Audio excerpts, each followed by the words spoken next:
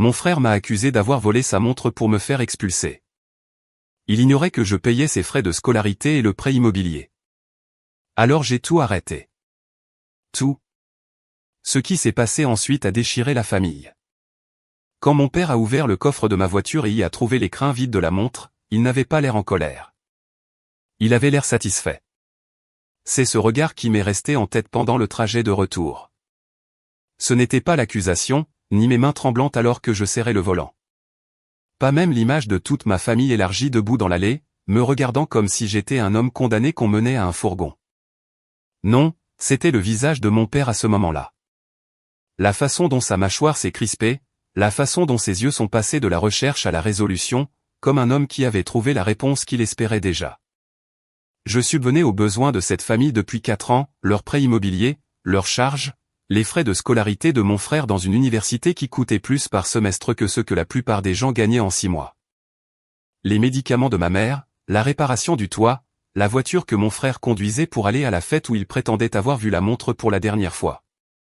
Il m'avait mis dehors, et mon père avait l'air satisfait.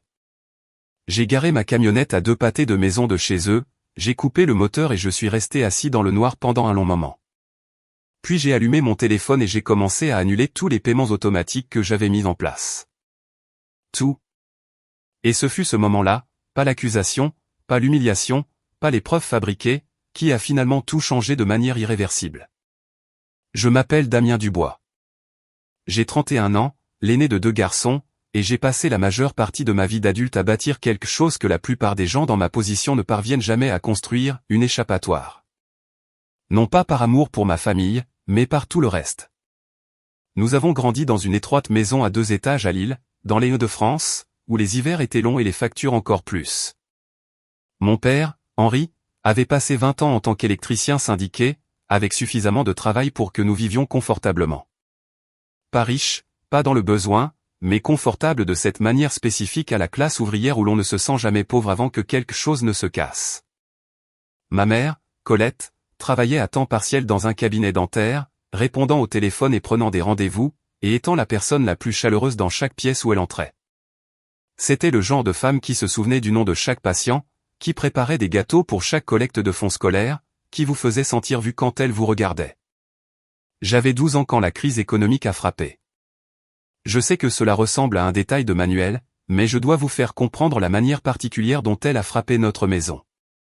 Silencieusement, pas d'un coup. De la manière lente dont un pneu perd son air, vous roulez dessus pendant des semaines avant de réaliser que vous roulez sur la jante. Les heures supplémentaires de mon père ont disparu en premier, puis un licenciement, puis une réembauche à un taux réduit, puis un deuxième licenciement. Il a comblé les lacunes avec des petits boulots, des faveurs pour les voisins, mais les lacunes ne cessaient de s'élargir et les faveurs ne payaient pas comme le syndicat. Mon frère Marc avait 5 ans de moins que moi. Cet écart signifiait que le monde nous paraissait différent à chacun. Je me souvenais de l'avant, des vacances, des nouvelles chaussures sans discussion, de la facilité avec laquelle l'argent circulait dans la maison quand le syndicat travaillait. Marc se souvenait d'être pris en charge, ce qui n'est pas la même chose. Il se souvenait du résultat, pas des rouages derrière. Il a grandi en sachant que s'il avait besoin de quelque chose, cela apparaissait. Il n'a pas développé de théorie sur l'origine des choses parce que personne ne le lui a demandé. J'ai développé une théorie très rapidement. Les choses venaient de l'effort, du sacrifice, du fait de se présenter et de ne pas se plaindre. C'est ce que j'ai fait. À 16 ans, j'avais un emploi dans une quincaillerie le week-end. À 18 ans, j'aidais mon père avec des petits travaux électriques après l'école. À 20 ans, grâce à une bourse d'études complète pour laquelle j'avais lutté pendant 2 ans, je suis parti pour un programme d'informatique dans une grande université publique en région parisienne et je travaillais 20 heures par semaine au service d'assistance informatique du campus pour couvrir mes frais de subsistance. J'ai obtenu mon diplôme en 3 ans, non pas parce que j'étais extraordinaire, mais parce que chaque semestre supplémentaire coûtait de l'argent que je n'avais pas et gaspillait du temps que je ne pouvais pas me permettre. J'ai décroché un emploi dans un cabinet de cybersécurité à Paris à 23 ans. Un salaire à 6 chiffres avant 25 ans, mon propre appartement, ma propre voiture, mon propre tout. Enfin, tout ce que j'avais était à moi. Je rentrais toujours tous les 2 dimanches pour le dîner. Cette routine est importante. C'est là que tout le poids a été transféré lentement, si progressivement qu'au moment où j'ai compris ce qui se passait, j'étais le soutien de famille.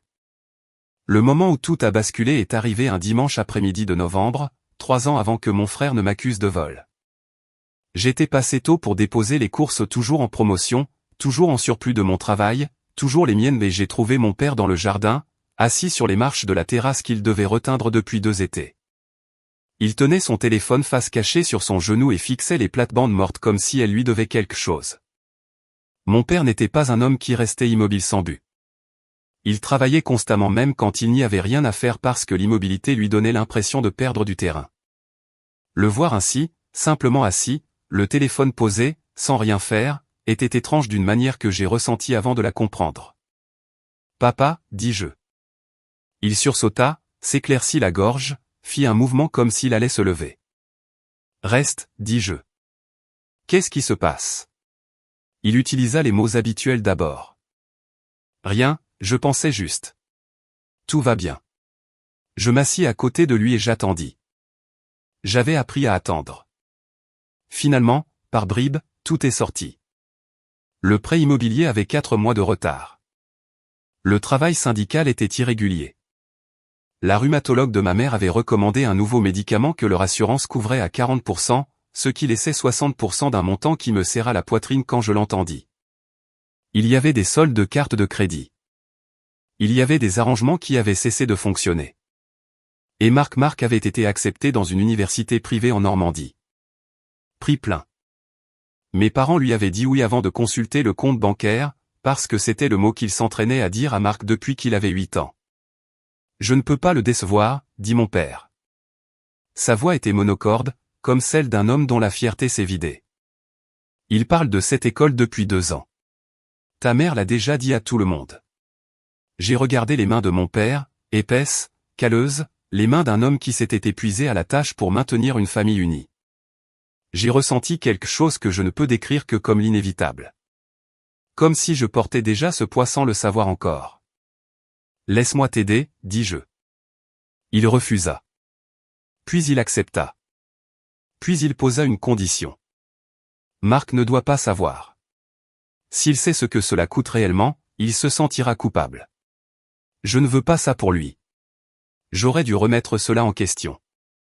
J'aurais dû demander pourquoi la culpabilité de Marc valait la peine d'être protégée alors que la mienne n'avait jamais été prise en considération.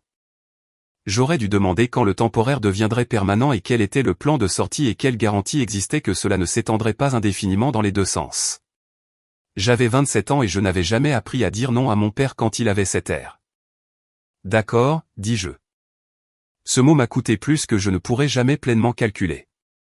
Pendant 4 ans, j'ai géré 2 budgets, le mien et le leur. Le leur était celui dont je ne parlais jamais. Les virements automatiques, le prêt immobilier chaque mois directement au prêteur, les charges, les impôts fonciers, la prime trimestrielle pour les médicaments de ma mère, les versements des frais de scolarité payés directement au bureau financier de l'université au nom de Marc.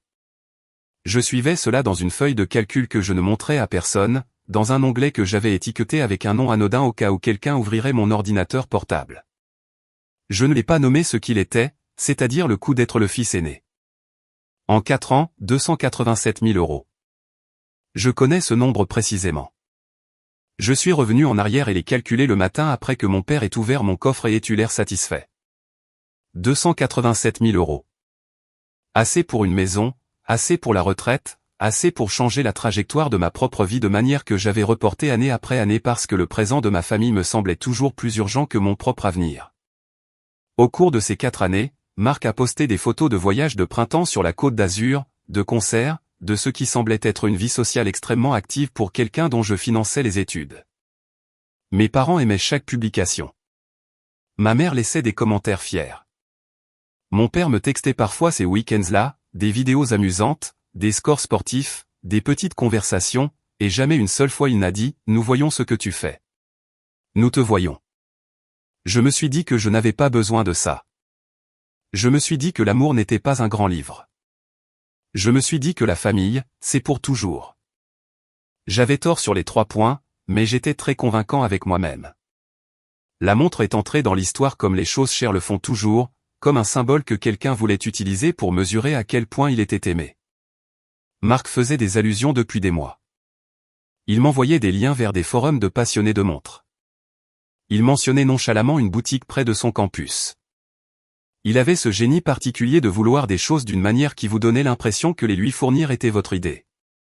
Mon père m'a appelé en septembre. Mon fils, dit-il, sa voix prenant ce ton précautionneux qu'elle avait toujours quand il s'agissait d'argent. C'est l'anniversaire de Marc. Je sais, dis-je. Il y a une montre dont il parle. Combien? Mon père dit le prix. 6 000 €. Je suis resté très immobile, le téléphone contre mon oreille, et j'ai pensé aux contributions de retraite que j'avais sous-financées, à l'abonnement à la salle de sport que j'avais annulé, aux vacances que j'avais reportées 3 fois parce que je ne pouvais pas justifier la dépense. Aux 287 000 € de ma feuille de calcul. D'accord, dis-je. J'ai transféré l'argent cet après-midi-là. Au dîner d'anniversaire de Marc, mon père a présenté la montre avec la fierté d'un homme qui offre un cadeau de ses propres mains. Marc a soulevé la boîte et ses yeux se sont écarquillés, l'écarquillement spécifique de quelqu'un qui a passé des mois à orchestrer ce résultat exact et se permet toujours d'avoir l'air surpris. Il l'a mise immédiatement, a tourné son poignet sous la lumière de la salle à manger. Les gars, dit-il, souriant.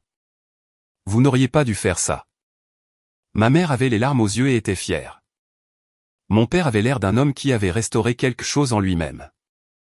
Je regardais d'en face et souriais et prenais des photos parce que c'était mon rôle, de tenir le cadre pendant que tous les autres se tenaient dedans. Cette nuit-là, en rentrant chez moi, je me suis demandé si ce serait la dernière fois, si cet achat, ce geste, cette preuve d'amour allait enfin atterrir et stabiliser quelque chose. 6 semaines plus tard, la montre de mon frère a disparu, et tout ce que j'avais tranquillement bâti s'est transformé en cendre un dimanche après-midi. C'était un dimanche comme les autres. Je suis arrivé tôt, j'ai aidé en cuisine, j'ai parlé avec ma mère de son plus récent rendez-vous chez le spécialiste. La maison sentait le safran et l'ail, et la lumière de l'après-midi traversait la fenêtre de la cuisine sous un angle qui rendait tout plus chaleureux que le novembre extérieur. Le dîner était bon. Puis Marc posa sa fourchette et toucha son poignet. « Attendez, dit-il. Où est ma montre ?» La question entra dans la pièce comme un changement de pression. Il l'avait portée à une fête d'amis le samedi précédent, dit-il. Il pensait l'avoir enlevée à la maison. Il pensait l'avoir mise sur sa commode, mais elle n'y était pas ce matin, et il avait cherché. « Tu as vérifié les poches de ton blouson ?» demandai-je. « Évidemment, » dit-il, avec l'irritation particulière de quelqu'un qui a déjà décidé qu'il est une victime et ne veut pas que le crime soit enquêté. Nous avons cherché. Le genre de recherche systématique et féodale qui se termine avec tout le monde dans la même pièce, ne sachant rien, sauf que l'objet n'est pas là où il devrait être. Tiroir, linge, poche de manteau, sous les meubles. Puis Marc me regarda, pas immédiatement. Il y eut une pause, un battement trop long, où je le vis décider quelque chose. Damien était à l'étage tout à l'heure, dit-il d'un ton désinvolte. J'ai levé les yeux. J'ai utilisé la salle de bain. C'est juste bizarre, dit Marc, penchant la tête. Je ferme toujours ma porte. C'était ça. Pas une accusation. L'architecture d'une accusation. Es-tu en train de dire que j'ai pris ta montre, demandai-je. Je dis que c'est bizarre, répéta-t-il. C'est précieux et tu étais à l'étage. Le visage de mon père fit quelque chose que je n'aimais pas. Non pas de l'incrédulité, mais de la considération. Papa, dis-je, et j'entendis le calme tendu dans ma propre voix. Je suis allé aux toilettes. Je n'ai pas touché à sa chambre. Personne ne dit que tu l'as fait, dit mon père, ce qui est exactement ce que les gens disent quand tout le monde dans la pièce le dit. J'ai essayé de reprendre la conversation comme une personne normale. J'ai essayé d'aider à réfléchir où la montre pourrait réellement être. Ma mère n'arrêtait pas de dire, peut-être qu'elle est en sécurité quelque où, comme si le mot sécurité pouvait rediriger le trafic. Marc se tut de la manière spécifique de quelqu'un qui joue la victime tout en observant si cela prend. Quand je suis rentré chez moi ce soir-là, mes mains serraient fort le volant et mon estomac était comme du gravier. Des messages arrivèrent à minuit. Tu étais le seul dans cette partie de la maison aujourd'hui. Puis, comme si c'était une blague, rends-la si c'est une blague alors. Papa est vraiment contrarié. Je les ai lus 3 fois. Mes pouces se sont déplacés sur le clavier pendant un long moment. Je n'ai pas pris ta montre, Marc. Je ne ferai pas ça. Sa réponse fut rapide. Peu importe. On va régler ça. Le sommeil fut court et mauvais. Mes parents appelèrent le lendemain matin avant 8 heures. Les deux, l'un après l'autre. Je me rendis à la maison en croyant que les regarder dans les yeux réglerait la situation. En croyant que 31 ans à être le constant compterait pour quelque chose. J'avais tort là aussi. Quand je suis entré, ma mère était à l'évier, ne faisant rien. Mon père était assis à la table de la cuisine, les mains à plat sur la surface comme s'il retenait quelque chose. Marc apparut dans l'embrasure de la porte, tenant l'écrin vide de la montre. « Je l'ai trouvé, dit-il. Sous le matelas de ton ancienne chambre. La chambre qui servait de débarras depuis que j'avais déménagé il y a des années. La chambre qui ne contenait rien de moi. La chambre où je n'avais aucune raison d'aller. Je ne suis pas allé dans cette chambre, dis-je. L'écrin était là, dit Marc simplement. Mon père se leva. Damien, si tu as des problèmes d'argent, Géry. Le son m'a surpris moi-même. Le rire amer et involontaire qui s'échappe quand l'ironie devient physiquement insupportable. Des problèmes d'argent, répétai-je. Les gens font des choses qu'ils ne feraient pas normalement. Je n'ai pas de problème d'argent, dis-je. Ma voix tremblait, mais pas de culpabilité. De la qualité surréaliste de cette conversation qui se déroulait dans cette cuisine avec cet homme qui ne savait pas ce qu'il y avait dans ma feuille de calcul bancaire. J'ai besoin que vous me croyiez. Je ne l'ai pas prise. Ils avaient installé une caméra de sécurité pendant l'été. Je le savais car je l'avais suggéré après l'effraction dans le garage d'un voisin. Mon père sortit les images sur son ordinateur portable. Nous les avons regardées ensemble. Mon arrivée, mes courses, mes mouvements dans la cuisine, mon bref passage à l'étage, rien d'autre. Il aurait pu prendre juste la montre, dit Marc. Il se rattrapa. Damien aurait pu l'avoir dans sa poche. Ma tante et mon oncle arrivèrent dans l'heure. Je ne sais pas qui les a appelés. Puis mon cousin Antoine, qui croisa les bras dans l'embrasure de la porte comme un agent de sécurité. Mon père se tenait au milieu de sa cuisine comme un juge qui a déjà rendu son verdict et attend que la formalité se termine. Les preuves te désignent, dit-il. Quelle preuve, dis-je. Une boîte vide qui aurait pu être placée n'importe où par n'importe qui. Marc fit un bruit. Blessé, théâtral. À moins que tu ne dises que je l'ai placée, dit-il. Je le regardai un long moment. Je dis que je ne l'ai pas mise là, dis-je avec précaution. Alors qu'il a fait, demanda Antoine comme si j'étais celui qui n'était pas raisonnable. Je ne sais pas, dis-je, mais je sais que ce n'était pas moi. La mâchoire de mon père se serra. À vous, dit-il. Ou part et ne reviens pas avant d'être prêt à dire la vérité. J'ai regardé ma mère. Je n'avais jamais de ma vie fait appel à ma mère contre mon père. Mais quelque chose se brisait en moi et elle était ma dernière option. Elle regarda le sol. Vas-y, mon fils, murmura-t-elle. Puis Antoine dit, vérifiez sa voiture. J'ai remis mes clés. Nous sommes sortis en groupe, mon père, mon oncle, mon cousin. Marc restait en retrait sur le porche, les bras croisés. Mon père ouvrit mon coffre. L'écrin de montre en velours bleu était là, à moitié sous un sac de travail que je n'avais pas ouvert depuis jeudi. Le groupe expira. Mon père souleva l'écrin, vide. Il me regarda avec cette expression résolue que je n'oublierai jamais. Tu vas encore dire que tu n'as pas fait ça, dit-il. Cela a été mis là, dis-je. Ma voix était calme, mais ma poitrine était un point. Je n'ai pas ouvert mon coffre depuis jeudi. Je peux vous montrer mon badge de travail. J'ai marché jusqu'au bureau cette semaine. Bien sûr, marmonna Antoine. Pas, dit mon père. Maintenant. Je me dirigeai vers la portière du conducteur.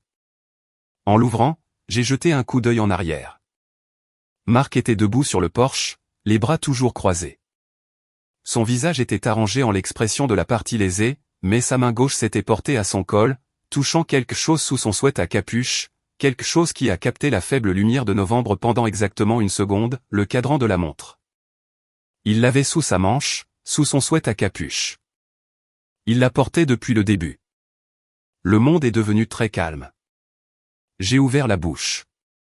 Puis j'ai pensé à ce dans quoi j'allais me replonger, le visage résolu de mon père, les bras croisés de mes cousins, le silence de mon oncle, le regard de ma mère fixé sur le sol, une famille qui avait déjà rendu son verdict.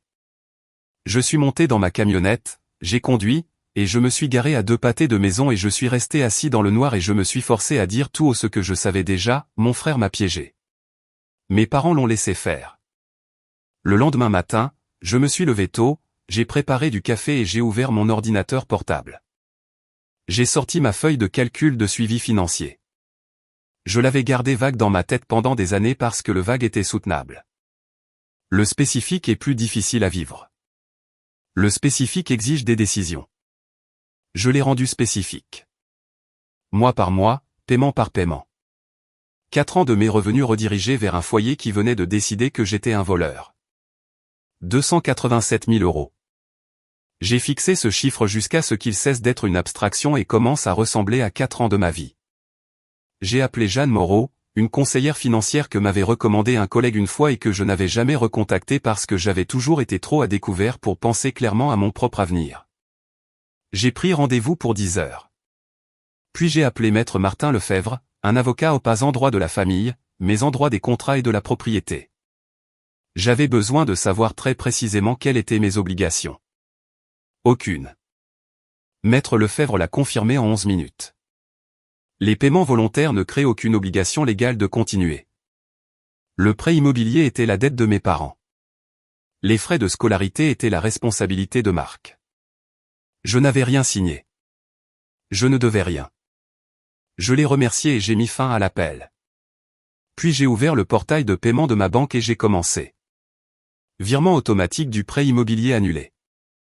Charges annulées. Prime de médicaments de maman annulée. Versement des frais de scolarité prévus pour le semestre de printemps de Marc retiré. Chaque clic était silencieux. Clinique. Leçon d'un autre type de décision que celle que j'avais prise pendant 4 ans. Puis j'ai écrit une lettre. Je ne l'ai pas écrite avec colère. La colère peut être écartée, recadrée, utilisée contre vous. Je l'ai rendue factuelle. Comme je rédige chaque rapport au travail, langage précis, zéro ambiguïté, preuve documentée jointe. J'ai listé chaque paiement que j'avais effectué sur 4 ans avec les montants et les dates. J'ai inclus des copies numérisées de 12 mois de relevés bancaires et des confirmations de paiement des frais de scolarité. J'ai clairement indiqué qu'avec effet immédiat, tout soutien financier cessait. Le dernier paragraphe était une phrase. Parce que mon caractère a été mis en doute et que j'ai été écarté de cette famille sans preuve, je mets fin à l'arrangement qui a permis à ce foyer de fonctionner en mon absence. Je l'ai scellé, adressé, posé près de ma porte. Puis je suis allé à la salle de sport parce que mon corps avait besoin d'un endroit pour évacuer ce que je ressentais. Et j'avais appris il y a longtemps qu'une colère productive est meilleure qu'un chagrin paralysant. 3 nuits plus tard, mon téléphone sonna à 23h14, d'un numéro que je ne reconnaissais pas. J'ai failli ne pas répondre, mais quelque chose m'a fait décrocher. C'est Damien? Une voix d'homme, jeune, prudente. Qui est-ce? Maxence. Maxence Duval. J'étais le colocataire de Marc en première année. On s'est rencontrés à l'emménagement. Je me suis souvenu d'un garçon tranquille avec des lunettes qui m'avait serré la main fermement et m'avait remercié d'avoir aidé à porter des cartons. Qu'est-ce qui se passe, Maxence? Il expira. Je ne sais pas comment dire ça sans que ce soit bizarre, mais j'ai entendu quelque chose aujourd'hui, et ça ne m'a pas plu. Il m'a raconté qu'il était dans un café près du campus en train d'étudier. Marc était entré avec des amis, ne l'avait pas remarqué dans le coin. Marc était bruyant, comme il l'était quand il jouait un rôle devant un public. Maxence avait d'abord entendu des fragments, puis une phrase qui lui fit poser son manuel. Il a dit, je l'ai enfin écarté du tableau. Le son dans mes oreilles a changé, comme si la pièce était devenue plus petite. Ses amis ont demandé ce qu'il voulait dire, continua Maxence. Il a dit que tu étais toujours présenté comme l'exemple, qu'il ne pourrait jamais être à la hauteur. Il a dit qu'il avait besoin que tu partes. Comme ça, et c'est presque exact, comme ça, ils arrêteraient de me comparer à lui toutes les 5 secondes. A-t-il mentionné la montre, demandai-je. Ma voix était très monocorde. Une pause. Oui. Il a dit qu'il l'avait cachée lui-même. Qu'il avait tout monté pour faire croire que tu l'avais prise. Je me suis assis sur le sol de ma cuisine parce que mes jambes ne voulaient plus me porter. Merci, dis-je. Je le pense. Merci. Je suis désolé, mec, dit Maxence, ce n'est pas juste. Quand j'ai raccroché, je suis resté assis sur le carrelage de la cuisine pendant un long moment, sans pleurer, juste en existant à l'intérieur de la confirmation d'une chose que je savais déjà. Mais qui avait besoin d'être dite à voix haute par quelqu'un d'extérieur à ma propre tête. Mon frère m'avait piégé. Mes parents l'avaient permis. Le lendemain matin, j'ai appelé le docteur Raphaël Perrin, un thérapeute spécialisé dans les dynamiques familiales, que m'avait recommandé des années auparavant un collègue qui avait traversé sa propre rupture familiale. Je n'avais jamais appelé parce que je m'étais toujours dit que je gérais la situation. Les gens qui gèrent les choses n'ont pas besoin d'aide pour les gérer. J'ai pris rendez-vous pour la semaine suivante. Puis j'ai appelé Jeanne Moreau et je suis allé à son bureau avec ma feuille de calcul imprimée et étiquetée. Elle l'a examinée avec l'expression d'une professionnelle absorbant quelque chose de vraiment troublant. « Vous avez financé un foyer entier, dit-elle, pendant 4 ans ? » « Oui, à un coût significatif pour votre propre sécurité financière. »« Oui, dit-elle en se penchant en arrière sur sa chaise. »« Et rien de tout cela n'a été formalisé. Pas d'accord, pas de document de prêt, rien par écrit. La condition de mon père pour accepter l'aide était que mon frère ne puisse pas savoir, dis-je. Donc rien n'a jamais été écrit. Rien n'a jamais été reconnu. » Jeanne joignit ses doigts. « Damien, ce que vous avez fait est un acte de générosité extraordinaire, mais il n'a jamais été protégé. Il n'a jamais été visible. Et maintenant ils ont décidé que j'étais un voleur, dis-je. Et j'ai décidé que c'était fini, dit-elle en hochant lentement la tête. Le premier appel est arrivé 4 jours après l'envoi de ma lettre. Mon père. 8h47. J'ai regardé le téléphone sonner 3 fois avant de répondre. Qu'est-ce que c'est que ça ? Sa voix était quelque part entre la fureur et la panique. Le registre spécifique d'un homme dont le sol vient de disparaître. C'est exactement ce que ça dit, lui dis-je. Tu ne peux pas simplement annuler le paiement du prêt immobilier. Ce n'a jamais été mon prêt immobilier, dis-je. Ça a toujours été votre prêt immobilier. Je choisissais de le payer. Je choisis d'arrêter à cause de la montre. À cause d'une parce que tu m'as dit de partir, dis-je, parce que tu as fouillé ma voiture devant la famille. Parce que tu avais l'air satisfait quand tu as trouvé la boîte. Parce que tu n'as pas une seule fois, pendant tout cet après-midi, dit, je connais mon fils. Il ne ferait pas ça. J'ai laissé cela s'installer. Alors je pars. Il a alterné entre la colère, puis la justification, puis quelque chose de plus proche du désespoir quand il a mentionné la société de prêt immobilier et ce qui se passerait s'il prenait du retard. Tu devras te débrouiller avec ça, dis-je. Je me débrouille tranquillement depuis 4 ans. C'est ton tour. Ma mère a appelé cet après-midi-là. Elle a commencé par des larmes, ce qui était plus difficile. Les médicaments, dit-elle. Mon fils, j'ai besoin, maman, dis-je aussi doucement que je le pouvais, tu as une couverture d'assurance. Tout ce qui n'est pas couvert, il existe des programmes d'aide aux patients. Je peux t'envoyer des liens, mais je ne peux plus être le payeur. Pas après ce qui s'est passé. Nous étions bouleversés, dit-elle. Nous n'y avons pas réfléchi, c'est ça le problème, dis-je. Vous n'avez pas pensé à moi du tout. Les messages de Marc venaient de numéros inconnus quand je bloquais les siens. Tu es égoïste. Maman est en train de s'effondrer à cause de toi. Tu vas tout gâcher.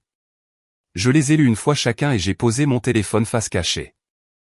Puis j'ai appelé le docteur Raphaël Perrin et lui ai dit que j'attendais le jeudi avec impatience.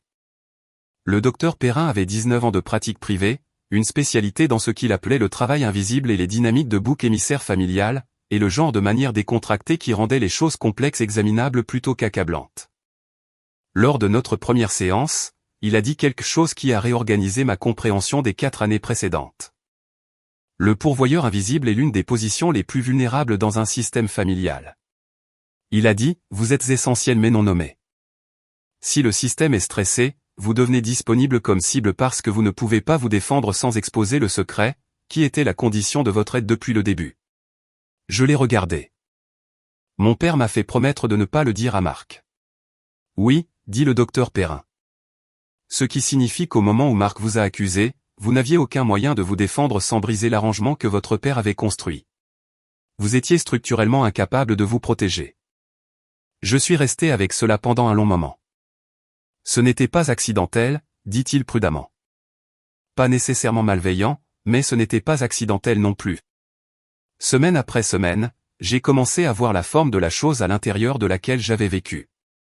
La façon dont être le fiable était devenue sa propre forme de disparition. La façon dont la protection de mes parents envers Marc face à la réalité des finances l'avait transformé en quelqu'un qui ne pouvait pas tolérer l'existence de quelqu'un de mieux équipé que lui. La façon dont mon silence avait été la condition de leur confort, et au moment où je l'ai rompu, pas même en parlant, mais en partant, toute la structure a révélé ce qu'elle avait toujours été. J'étais une infrastructure, et l'infrastructure n'obtient pas de crédit tant qu'elle ne tombe pas en panne. La reconnaissance formelle est venue 6 semaines après l'envoi de ma lettre. Mon père s'est présenté à mon appartement un samedi matin. J'ai vu sa camionnette sur le parking depuis la fenêtre de ma cuisine. Il y est resté assis pendant 12 minutes avant d'en sortir, ce que je sais parce que j'ai regardé et compté. Quand j'ai ouvert la porte, il avait l'air plus petit que dans mes souvenirs, pas physiquement. Quelque chose d'interne s'était compressé. « Je peux entrer ?» demanda-t-il. Je reculai.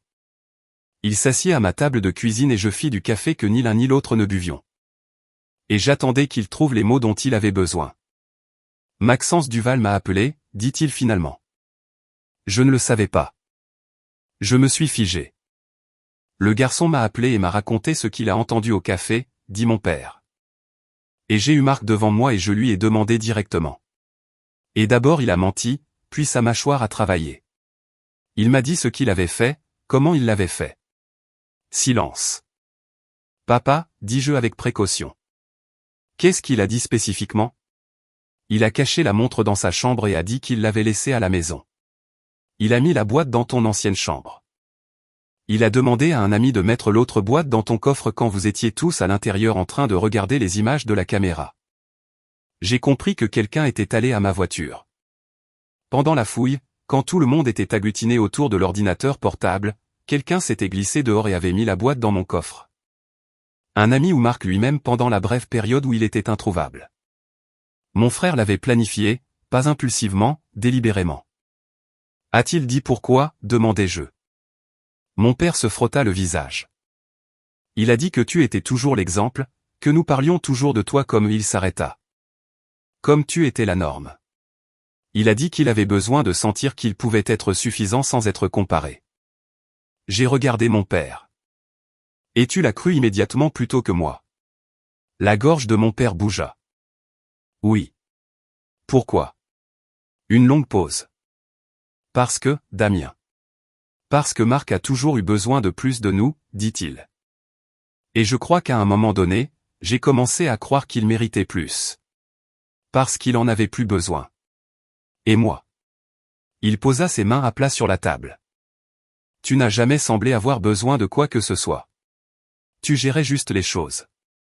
Et j'ai laissé cela être l'histoire au lieu de demander ce que cela te coûtait. C'était la phrase la plus honnête que mon père m'ait jamais adressée dans ma vie d'adulte.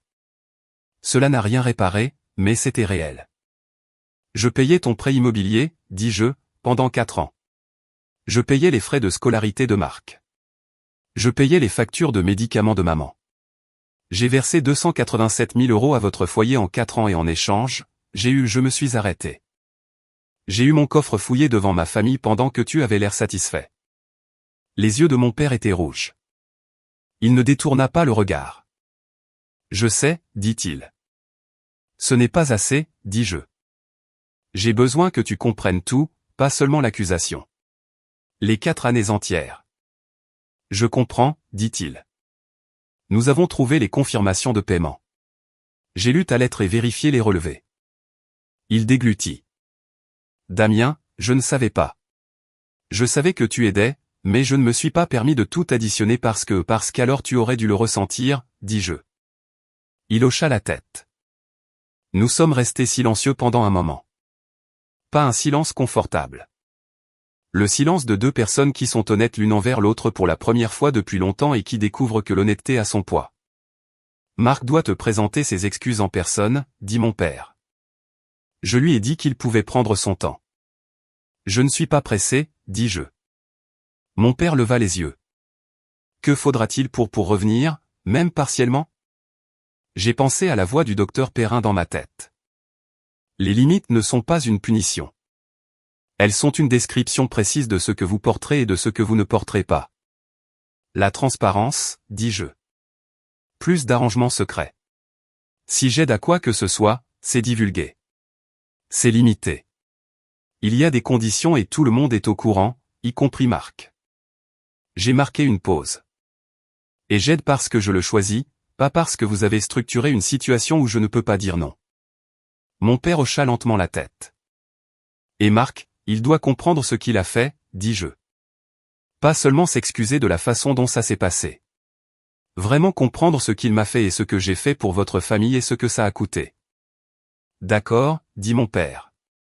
Quand il partit, je suis resté assis à ma table de cuisine pendant un long moment. Pas en paix exactement, mais dans quelque chose de plus difficile à nommer. Le sentiment particulier d'une personne qui a enfin arrêté une course dans laquelle elle n'avait pas choisi d'entrer et qui ne comprend que maintenant à quel point ses jambes sont fatiguées. La lettre de Marc arriva 2 semaines plus tard. Du vrai papier, ce qui me dit que quelqu'un lui avait déconseillé un appel téléphonique. Ce n'étaient pas des excuses parfaites. Il y avait des passages où le langage se transformait en explication, où j'étais jaloux ou devenait presque une justification. Mais il y avait aussi des passages où c'était honnête d'une manière que je n'attendais pas de lui. Je savais que cette montre marcherait parce qu'elle venait de toi, écrivit-il. C'est toi qui as donné l'argent. Je savais combien elle coûtait et je savais que tout le monde savait combien elle coûtait et je savais que si elle disparaissait, tu serais celui qui le regarderait. Je l'ai planifié. Je ne vais pas faire semblant de ne pas l'avoir fait. Cette phrase avait plus de valeur pour moi que n'importe quelle quantité de remords. Il a admis la préméditation. Il ne l'a pas présenté comme un moment de faiblesse. Il a aussi écrit « J'ai passé 4 ans à penser que papa parlait de toi parce que tu étais le préféré. Je n'ai pas compris, jusqu'à ce que papa me montre tes relevés de paiement, que tu nous portais tous et que personne ne prononçait ton nom. Ce n'est pas être un préféré. C'était toi qui faisais ce que nous aurions dû faire nous-mêmes. Je t'ai transformé en cible parce que c'était plus facile que de devenir quelqu'un qui n'en avait pas besoin. » Cette phrase, je l'ai lue 4 fois. Je n'ai pas répondu immédiatement. J'ai laissé passer 3 semaines. Puis j'ai écrit une seule page. J'accepte ce que tu as dit. Je n'accepte pas ce que tu as fait. Ce sont des choses différentes et j'ai besoin que tu comprennes cette distinction. Ce que tu as fait a failli détruire ma relation avec nos parents et a nécessité un témoin professionnel pour être défait. Des excuses ne défont pas cela. Le temps et des choix différents le défont.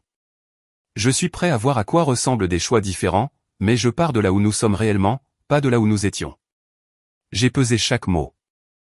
Notre premier dîner de famille après tout ce qui s'est passé a eu lieu au début du printemps. Ma mère a cuisiné, mais simplement, pas de festin élaboré destiné à masquer la tension avec l'abondance. Juste du riz, des haricots et du poulet. Le genre de repas qui ne joue pas de rôle. Mon père a ouvert des bières. Marc est arrivé le dernier. Il avait l'air différent, pas brisé, mais plus léger dans sa performance. La confiance facile qu'il avait toujours portée était toujours là, mais plus calme, moins automatique. Il travaillait à 2 temps partiels tout en fréquentant une université publique où il avait été transféré après que j'ai retiré les frais de scolarité privée. Il avait arrêté de publier sur sa vie sociale en ligne. Je ne savais pas si c'était de la honte ou de la croissance, mais cela ressemblait à quelque chose. Il m'a regardé en entrant. « Salut, dit-il. »« Salut, dis-je. » Nous avons dîné. Il y a eu des pauses. Il y a eu des moments où les vieux schémas ont tenté de se réaffirmer.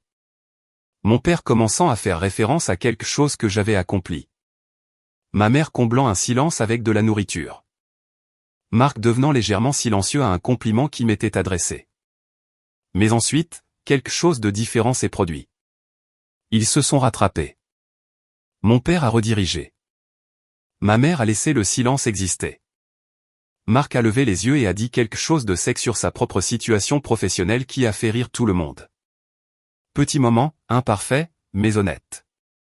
Après le dîner, mon père est allé à sa voiture et est revenu avec une petite boîte plate. Je sais que ce n'est rien comparé à un commença-t-il. Ne compare pas, dis-je. Donne le juste. À l'intérieur, un porte-clés, simple, gravé, Damien Dubois, propriétaire. J'avais acheté un appartement en mars. Petit, bien éclairé, avec une place de parking qui était la mienne. Première maison. Première chose qui était à moi, de manière permanente et entière. Mon père l'avait découvert par ma mère. Nous te voyons, dit-il.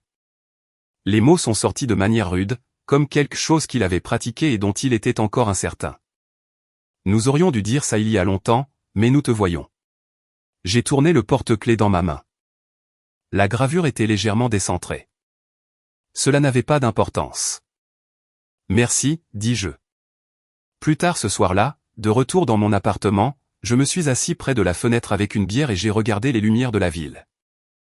J'ai pensé à la version de moi-même qui s'était garée à 2 pâtés de maison de la maison de mes parents en novembre, assise dans une camionnette sombre, disant la vérité à voix haute pour la première fois.